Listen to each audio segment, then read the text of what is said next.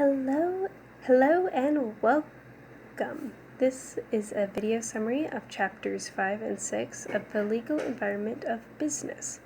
Chapter 5 was on constitutional principles. Some of the most important parts of constitutional principles are federalism and separation of powers.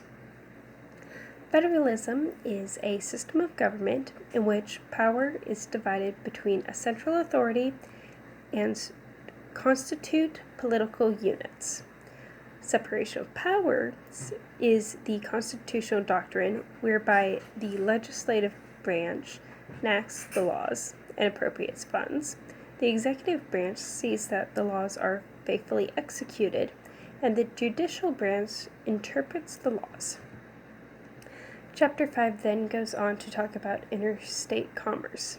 In this section, one of the points was the Commerce Clause. Before reading this chapter, I didn't know what the Commerce Clause was. It empowers Congress to regulate commerce with foreign nations, with Indian tribes, and among states. After that, the book looked at some different amendments and their impact on business. More specifically, the book looked at the 14th, 1st, and 4th Amendments. The 14th Amendment applies the Bill of Rights, the first 10 amendments, to the states, with the exception of the 5th Amendment. The 5th Amendment protects individuals against self-incrimination and double jeopardy, and guarantees them the right to trial by jury. The First Amendment guarantees freedom of speech, press, and religion, and the right to peacefully assemble and petition the government for redress of grievances. The Fourth Amendment protects the right of individuals to be secure in their persons, homes, and personal property by prohibiting the government from conducting unreasonable searches of individuals and seizing their property. Chapter 6 was on white-collar crime and the business community. White-collar crime is a crime committed in the commercial context by a member of the professional managerial class. Chapter 6 also walked through the process of an arrest to trial.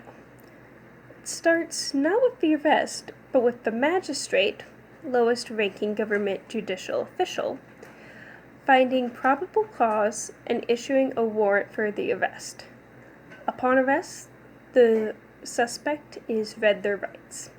After being arrested, the suspect has their first appearance. At the first appearance, bail is normally set.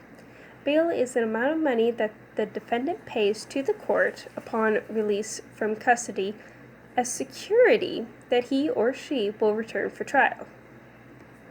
After that first appearance, the defendant returns for arraignment.